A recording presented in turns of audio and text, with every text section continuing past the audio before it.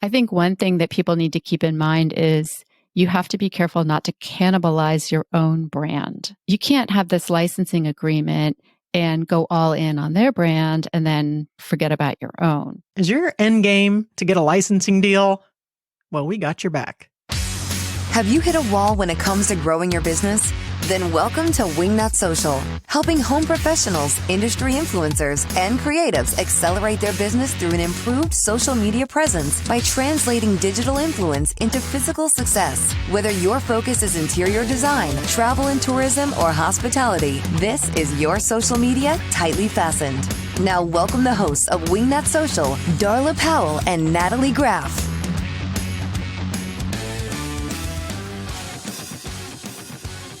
Hey there, welcome to the Wingnut Social Podcast. I'm your host, the Grand High Poobah of all things Wingnut, Darla Jethro Powell, and I'm joined by Natalie 9 Lives Graff. Natalie, how the hell are you? 9 lives, huh? I'm alive. I'm very thankful that you're alive. I learned something about myself. Yeah, what is that? That you have 9 lives, or you technically have 8 now? And for you guys listening, before we get into the show, Natalie and I had a big scare recently. I was sitting here in the office doing a Wingnut Social sales call on a Zoom meeting, and my phone started blowing up. But of course, I'm in a meeting, so I'm just, I'll get to those later. And then, lo and behold, a truck full of 4 firefighters are at my gate saying, Natalie's just been rushed to the hospital. And they had such a dour look on their faces. I was like, okay, what is going on here? Drove 90 miles an hour to the hospital. And Natalie, what the hell happened? Well, it turns out that I'm allergic to the contrast that they used for a MRI that I was going to have to see if I had a brain. I do have a brain. Oh, well, and how did they know? Well, because I made it through some of it, and then they hit me with the contrast, and I don't remember much after that. I remember basically some of my guys yelling at me to breathe. Wow. I remember one of the captains that I've known since the beginning of my career looking at me, talking to me. I remember the look on her face. I'll never forget it. Have no idea what she was saying. I remember being in the trauma room where they're cutting my clothes off and sticking me everywhere, and the doctor saying, hey, we're going to tube her. So you mean intubate? Intubate, yes. Oh, Lord. Intubate me. So I'm very lucky to be alive. I can never have that contrast again. I would say not. Pretty much went into respiratory failure, and I was pretty close. So this is not a mulligan. We're not going to do this over. I'm not going to do this over. I woke up with patches on. If anybody doesn't know what patches are, that's where they put one on the left side of your chest, one smack in the middle, and they hook you up and shock the crap out of you if you need it. That's an AED situation. Did they shock you? No, right? They never had to Thank shock me. My goodness. heart ended up going back into the correct rhythm. I have absolutely no physical damage, no cardiac damage, Thank no God. anything, no respiratory, no whatever. And I have a wonderful support system to get through the almost dying part. Well, yeah. And I remember asking you, did you see a light at the end of the tunnel or anything like that? So nothing that cool. No lights, but I definitely, when they tell us that your patients can hear you, we can hear you. I remember bits and pieces. I've talked to everybody that was there on scene that I know that are my friends and my coworkers. I pretty much scared the crap out of them and you. Oh, yeah. Oh, am I an afterthought in that? No, but I mean, that's just so funny. One of them told me, well, I learned something about myself. I walked in, I realized it was you not breathing on the floor. And then she said, I had no idea who you were. So she flipped that switch, that little switch that when you go into work mode. She disconnected so she could do her job. Mm-hmm. Yeah, that's something if you first responders out there listening, you kind of know that is I call it the gear that you just kind of flip into and you get it done. You just get everything done. They pretty much saved my life and the hospital did the rest. And I'm here to tell about it. Hallelujah. Well, I'm very thankful that you're still here. Next time, if you have a near-death experience, can you please have a cool light at the end of the tunnel or, floating above your body story? Because I'm obsessed with that stuff. I don't have any of that, but I do remember just kind of laying there and looking and seeing the big picture a little bit. There's still pieces I can't piece together, but I do remember you coming in vaguely at the end. I do know that the hospital did let you and my mom in, so that was nice. I made that happen. I will tell you this, with this whole COVID and the pandemic, 2.5 days alone in the hospital by yourself with no advocate, it sucks. Yeah, that does suck. But what doesn't suck is you're here now getting ready to talk about marketing yourself in order to obtain that licensing situation, which is super licensed to be alive right now. License you have, yeah. I'm not really making any major life changes or decisions in the next 3 to 4 weeks. I'm going to just take it easy, chill. and take it all in and enjoy some time in the Keys and in the boat and just celebrate the fact that we're here. As our good friend Vanessa Helmick likes to say, you're just going to take a chillaxative. That's right. She hit me with that one day and I died. All right. Well, Natalie, I'm so happy that you're back because this podcast would not be the same without you. Not to mention my life would be a little affected. I'm not going to lie. Yeah, you did pack me a care bag. I do have to tell you about my care bag. I got a care bag that you can deliver at the bottom. They go down and get it and bring it up to you. And I'm going through this care bag and I had Hershey chocolates wrapped in a little notepad. And on the notepad, it says, "I've never been so relieved not to be a millionaire. I love you, Darla," because I have $1 million life insurance policy. And then I kept digging. I had Ritz crackers in the bag. I kept digging. And she snuck Jack Daniels in the bag. But I tell you what, I didn't touch it. I promise. That was the last thing I wanted at that point. Hey, you almost die. I figure the least of your worries is to have a little nip of Jack Daniels in the hospital. Yeah, but, I just had no desire. But don't worry, the desire's back now, and I'm good to go. Well, that's right on brand. Whiskey aficionado is definitely what we are. All right, guys. So today we are talking about marketing yourself if you're an interior designer to obtain that licensing situation. And our guest today is the wonderful Victoria Larson. Who is Victoria Larson? Maybe some of you are asking. Well, I'm so happy that you did ask because Victoria Larson is a textile and wall covering designer. In 2010, she launched her collection of printed fabric, printed glass cloth, wallpaper, and art. She often collaborates with brands and is currently on her second licensing deal with Stout Brothers. Ooh. When it comes to designing bespoke products, Victoria believes in giving designers exactly the tools they need to create unique projects for their clients. All of her products are crafted by artisans in the USA, nice, and speak to interiors that are classic and modern. Wingnuts, help me in welcoming Victoria Larson to the Wingnut Social Podcast. Hey there, Victoria Larson. Welcome to the podcast. How the hell are you? I'm great. Happy to be here. We're happy as hell to have you here, especially after that 15 minutes of #wingnut technical difficulty. Oh my gosh, my life. I can't even. So today on the show, we're going to talk about how amazing you are. And as far as getting a licensing deal and the marketing around it, I told the audience, but let's just start with telling the listeners a little bit about your background and what brought you to where you are now, just in say 200 words or less. No pressure. Okay. I'm counting. Ready, go. So I started my business about 10 years ago, and my undergraduate degree is actually in marketing. Like some of your listeners, I switched businesses and I went back to school for design, which has always been my passion, and quit my well-paying marketing job and started as the lowest of the low in a design firm. What could go wrong? What could possibly go wrong? I ended up working later in my career running the interiors division of an architectural firm, just having a ball, doing really great projects. And then I was lucky enough to have twin girls. And since my husband travels for a living, we reckoned that they needed one parent to stay at home. So that was going to be me. There was no work-life balance at that point. It was just self-preservation. So I did a couple of design jobs, but it wasn't really satisfying. It wasn't the same as working on big budget, big firm stuff. Right. So I got back to art. I found my way back to art and started doing some block printing. That was about the same time that digital printing was really coming online, and it made it, for the first time, even possible to think about jumping into the textiles market. Now, did you have a background in art before you got into the marketing situation? I'm a lifelong artist. My degree's in marketing, but I've always dabbled in art. I traveled a lot, so I always took a set of watercolors with me. That's kind of how I sketch, how I think. I was trained to do renderings for design, so that's, comes very naturally to me. We've had several guests on the show who had their prior career as marketing. That I find is a very interesting transition, and why, they just the same, they've, the lifelong passion and following it. And they tend to do extraordinarily well with marketing their business, marketing their brands, which is what we are going to dive in here. But I just thought that was super interesting. And the ones that have that experience make it to a successful end game, like with the licensing or the interior design or something. They seem to be more successful in the long run. So I just thought I'd throw that in there. Well, that is probably how I sold my husband on this whole idea in the first place. Oh, so marketing and sales. Yeah, I sold Natalie on it too. Actually, I'm not so sure she's sold yet, but when you first started your career as a designer, did you have any inclination or any idea that at the end of it you would want to get a licensing deal? Was that part of your strategy, or did that kind of evolve organically? Tell us a little bit about that.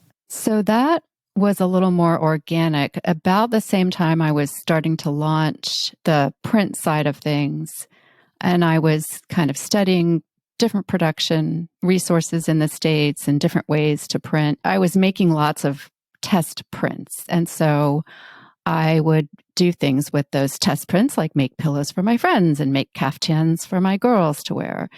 And so I kind of stumbled into the first licensing deal. I was introduced to a friend of a friend who commented about the girls' caftans, and she happened to run the U.S. side of a children's swimwear company.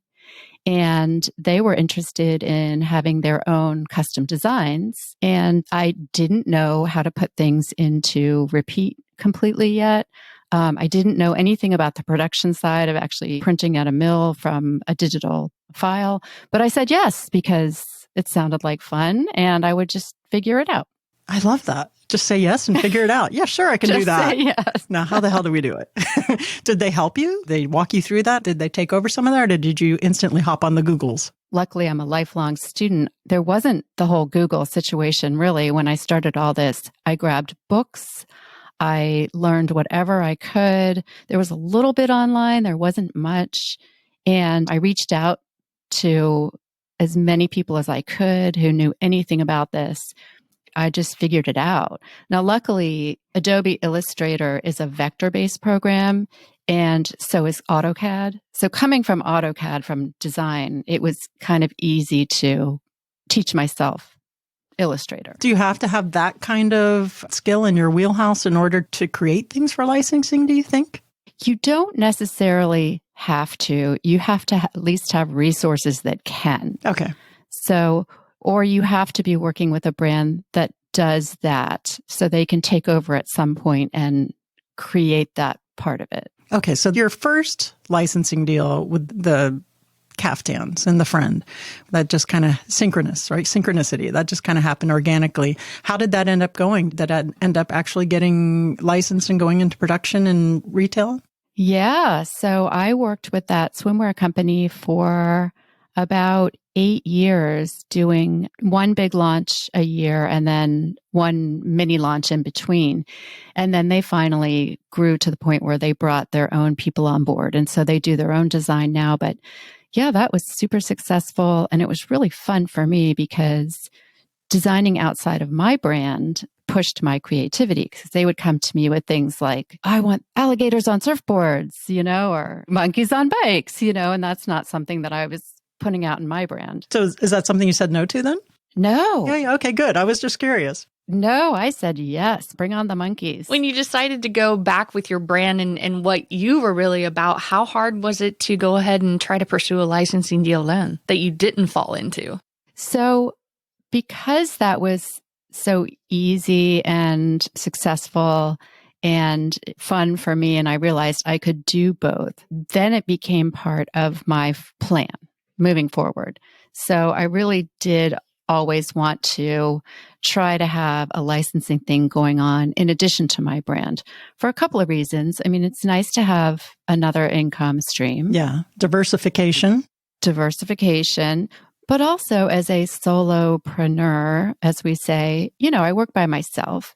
And it's nice to have that dynamic of working with a team and working with someone else and working in their brand. So you don't have a team of your own yet. I have an assistant. I have me. That could be a team. I'm a team. All the voices in my head are a team. Exactly. My dog is in my studio every day. So. Oh, what kind of dog? He's a rescue doodle. Oh, I want one. Natalie, I want one. I want a I I want a know. doodle dog. Okay, I'm sorry. That's why my nickname is Wingnut. I see a dog or a squirrel and I'm off topic like that. Okay, so let's talk about marketing. Let's talk about how you have gone about to make your brand more visible to appeal to people who do want to reach out to Victoria Larson for licensing deals for you to use your artistic talents to create things for them. Do you recommend to the designers listening or to those people listening who are like, that's great. That's well and good. And she's out and she has a licensing deal, but how do I get people to notice me? I mean, we said that the first one that you had would just happen to be the networking, the in-person networking, which is a strategy, by the way, people. But what would you recommend for them? What advice would you give? So definitely, I would say it is easier now for those of us who are smaller brands, boutique brands, to get a licensing agreement with a bigger brand. It used to be that you had to be a celebrity designer. Yeah.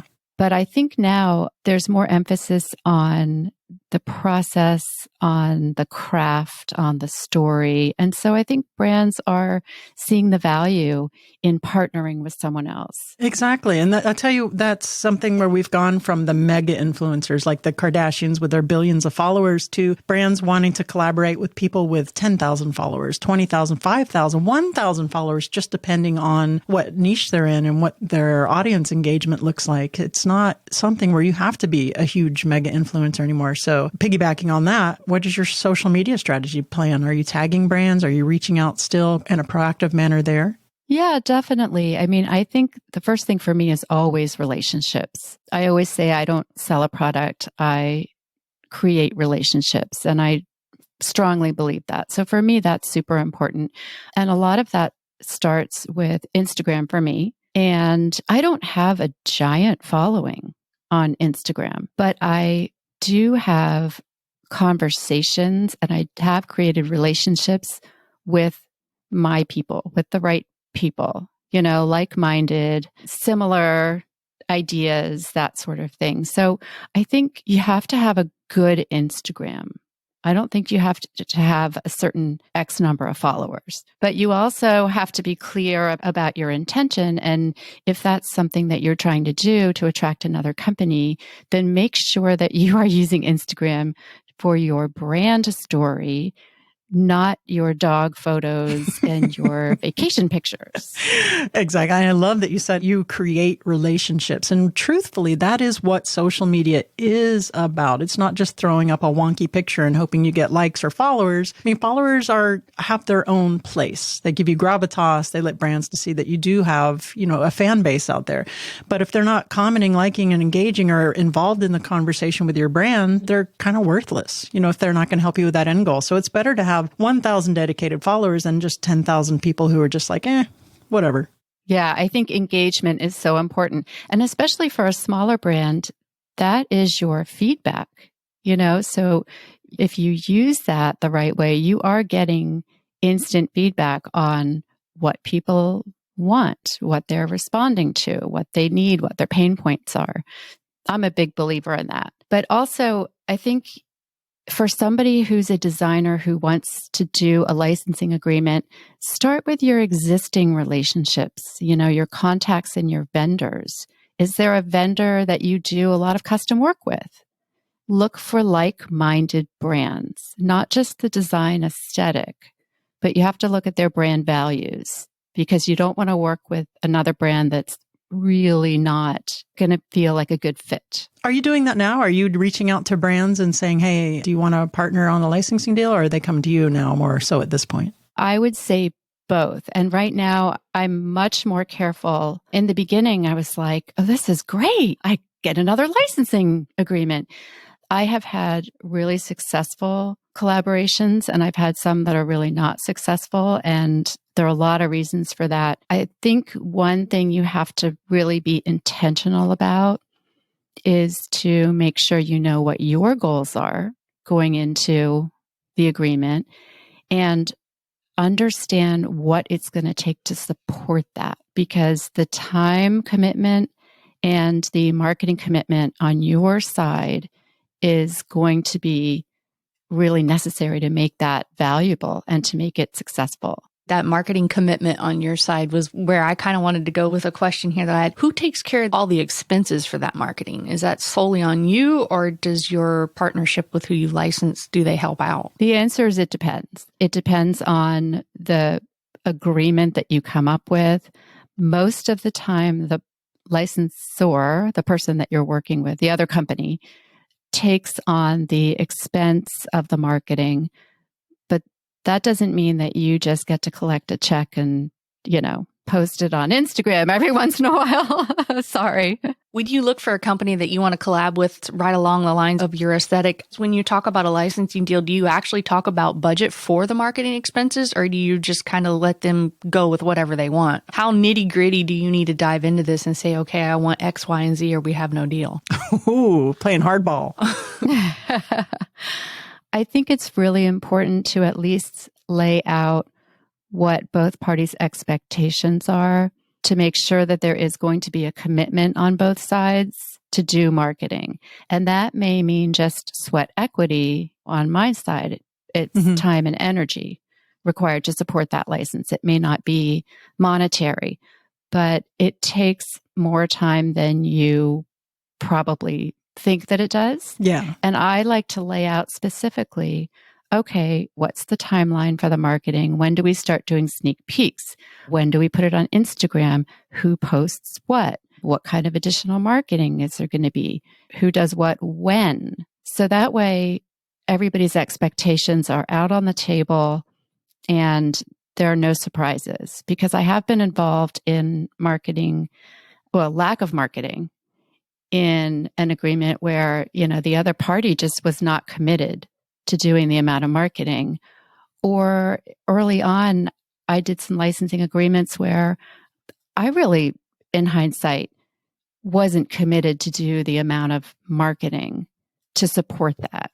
It's a ton of work. I always tell clients when they come to us at Wingnut Social, some people think that it's just throwing up a picture and writing a few words. How hard can it be? But it's really a full-time job to market it, to get everything together and do the analytics, the hashtags, the geotagging, writing the caption in such a way to get engagement. It's crazy amount of work. You did mention that you had some good experiences, some really successful experiences, and some experiences that were less than successful. So let's help the listeners learn a little bit from your mistakes. What, if they get a licensing deal in front of them, or if they have an offer coming their way, what are some deal breakers, and what would you recommend that they steer clear of? Well, again, I think the person trying to get the licensing agreement needs to be really clear on what their goals are.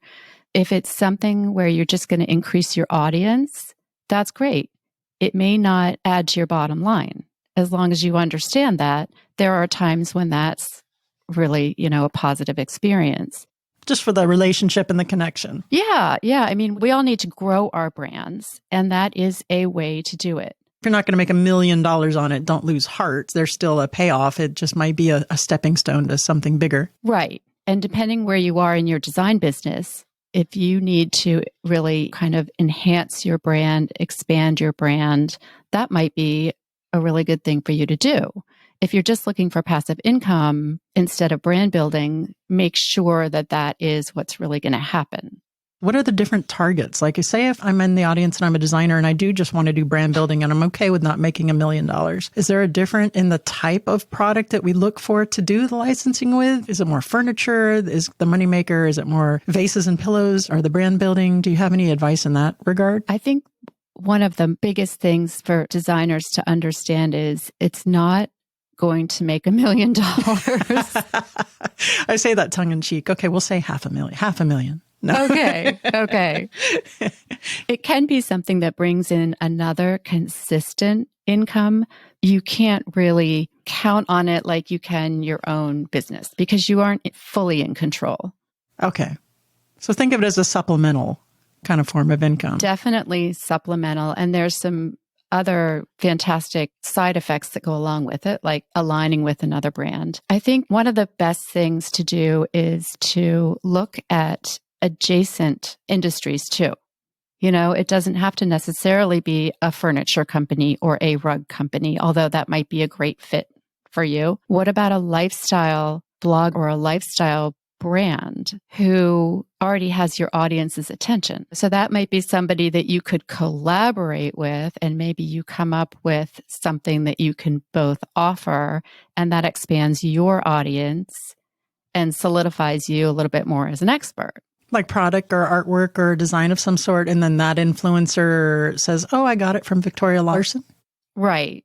Okay. What products have you personally found tend to do better, tend to have more legs with designing? If you want to design things for the love and the art of it, and that's all well and good, and I totally respect that. But what have you found, what genre of product, I should say, have been a little bit more successful financially for you? One of the best licensing agreements that is actually still current, I'm working with Stout Textiles, and we're doing our second fabric launch. Last year was their first year bringing on their own in-house brand, actually doing production. Oh, cool. So you're on the ground floor. I was so thrilled to make that relationship and be that person for them, because in that case, I was the production expert. They did not have any experience in actually producing goods. Wow. All that book learning paid off. Oh, exactly. Read your books. Reading is fundamental. The more you know.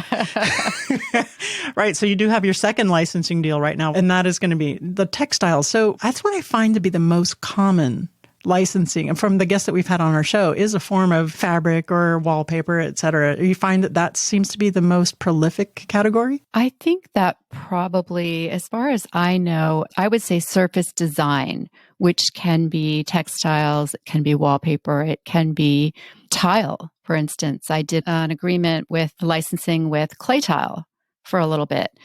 And, that was super fun to see my designs translated onto cement tiles. So, Victoria, is there anything that I forgot to ask you, or anything that you think you need to add for the listeners with regards to marketing and getting a licensing deal before we get into the What Up Wingnut round? I think one thing that people need to keep in mind is you have to be careful not to cannibalize your own brand, right? So you can't have this licensing agreement and go all in on their brand and then forget about your own. So my hand is very evident in the Stout collection, but it's a different offering than mine. And they do coordinate, which is handy for both of us. But why is that important? Well, we both sell through the trade, but to different channels. And so I don't want to confuse my customers and make my sales channels mad. That makes 100% sense. It wouldn't even have occurred to me. Victoria Larson, are you ready for the What Up Wingnut round? I am so ready. Now it's time for What Up Wingnut.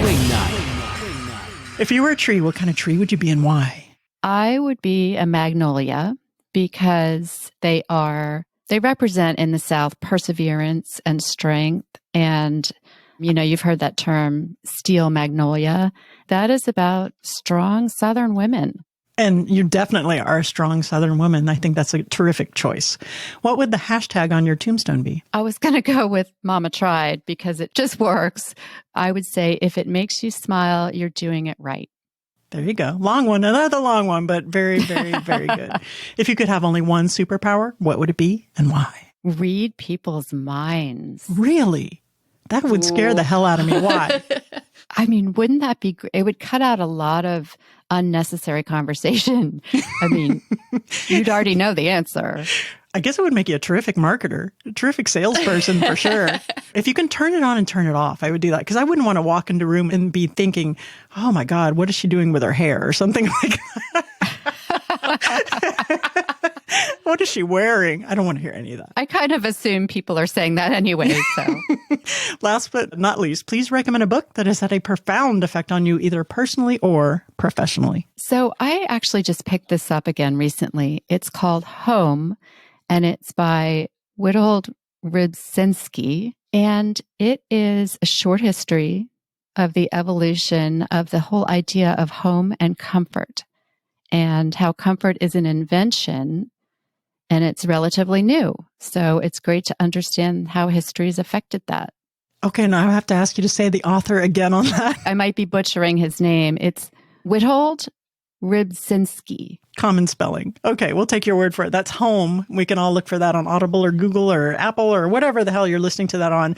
Victoria, please tell the listeners where they can go and find all about you, all about your new licensing deals, and about your product line too. I am on Instagram at Victoria Larson Textiles, and my website is victoria-larson.com. Awesome. Victoria, thank you for joining us today. You have an amazing week. You too.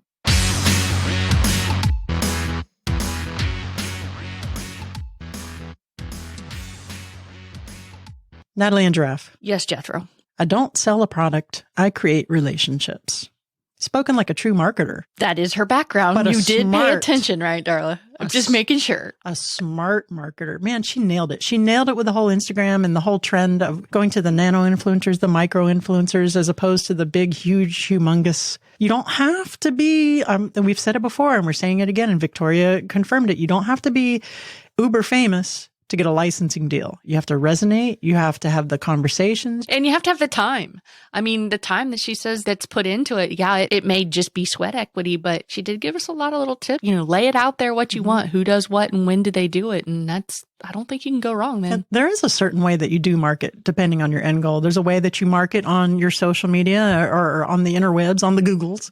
If you want more clients, there's a way that you market. If you want brand collaborations, there's a way that you market. If you want to be on HGTV, and there's a way to market if you want all of that. So when you say sweat equity, yeah, we're sweating and we're doing it, but what's Victoria's hourly rate? I wonder. I'm sure it's not $20 an hour. I'm sure it's not 40 or 50 bucks an hour. So you have to think about the time that you're putting in to do that marketing if it's worth delegating, which is something that we do here at Wingnut Social. Shameless plug. But even if you're delegating it out to someone, I was going to say an intern, but you really want to delegate it to somebody who really knows social marketing and social theory, but you know, she has her degree in it. Hello, she's very qualified. There you go. So guys, be sure to follow Victoria Larson on her social channels. Go over to Stout Brothers and see what she has cooking up, or go to her website. Her work is gorgeous. So if you're an interior designer and you want to have some very curated, interesting things for your project, you cannot go wrong going in either direction or both. Nat, you got anything else for today's show? If you want to check us out, we are at Wingnut Social on all social media channels. If you have any questions, shoot us an email, info@wingnutsocial.com. And I think that's it for today. All right, Nat, that's it. So long. See ya. You've reached the end of this episode of Wingnut Social, but that's only the first step into accelerating your business the Wingnut way. Head over to wingnutsocial.com or call us at 1-877-WINGNUT to see how we can help you take your business from social mediocre to social media master. We'll see you on the next episode of Wingnut Social, your social media tightly fastened.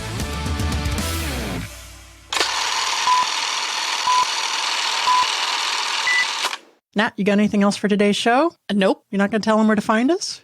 Oh, Well, today we're talking all about how to go fart.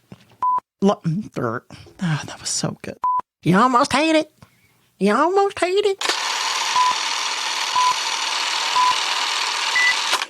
Good boy, Mango.